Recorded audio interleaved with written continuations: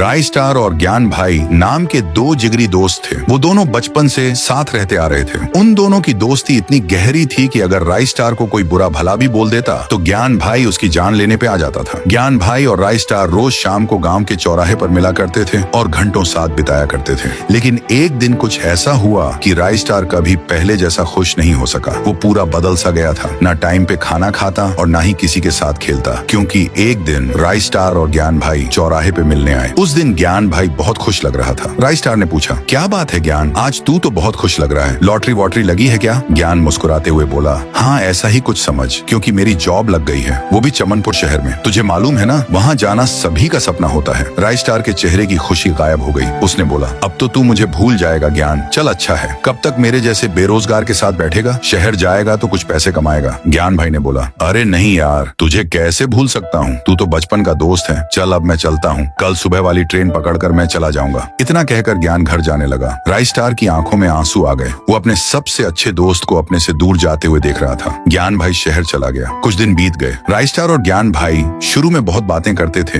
लेकिन जैसे जैसे समय बीतता गया वैसे वैसे बातें कम होने लगी। कभी कभी तो महीने में एक बार भी ज्ञान का कॉल नहीं आता था। राय स्टार को अब ऐसा लगने लगा था कि शायद वो अब अमीर बन चुका है और मेरे से बात करने के लिए ज्ञान के पास टाइम नहीं है। लेकिन राय स्टार को सच्चाई मालूम नहीं थी। राय स्टार अब भी रोज चौराहे पर ज्ञान भाई का इंतजार करता था कि शायद वो लौट कर आ जाए, लेकिन ज्ञान नहीं आया। सुबह के 7 बज रहे थे। राय स्टार अभी तक सोया था। तभी राय स्टार के फोन में एक कॉल आया। राय स्टार की नींद खुल गई। वो आंख मलते हुए उठा और फोन चेक किया। अचानक उसके दिल की धड़कन तेज हो गई, क्योंकि ज्ञान का कॉल आया था। राय स्टार जल्दी से कॉल उठाकर बोलता है, कैसा है मेरे भाई, 1 साल बाद तेरा कॉल आया है। सामने से बस छोटा सा जवाब आता है, तू जल्दी से चौराहे पर आ जा, मैं वहीं तेरा इंतजार कर रहा हूँ। राय स्टार का दिल जोर से धड़कने लगता है। राय स्टार बिना मुंह धोए दौड़ते दौड़ते गांव के चौराहे पर पहुंचा। वहां पर ज्ञान भाई उसका इंतजार कर रहा था। राय स्टार ने ज्ञान भाई को जोर से गले लगाया और बोला, क्या यार, मैं रोज तेरा इंतजार करता हूँ, लेकिन तू आता ही नहीं है। ज्ञान भाई ने बोला, हाँ यार, मैं काम में बहुत बिजी हो गया था, लेकिन किसी तरह टाइम निकालकर बस तुझसे मिलने आया हूँ। अभी आधे घंटे में मैं फिर से शहर जा रहा हूँ, बस तुझसे मिलने के लिए आया था। राय स्टार की आंखों में फिर से आंसू आ गए। वो अपनी आंखों के सामने फिर से अपने दोस्त को जाते हुए देख रहा था। तभी राय स्टार को ज्ञान के पापा का कॉल आता है। उसके पापा रोते रोते बोले,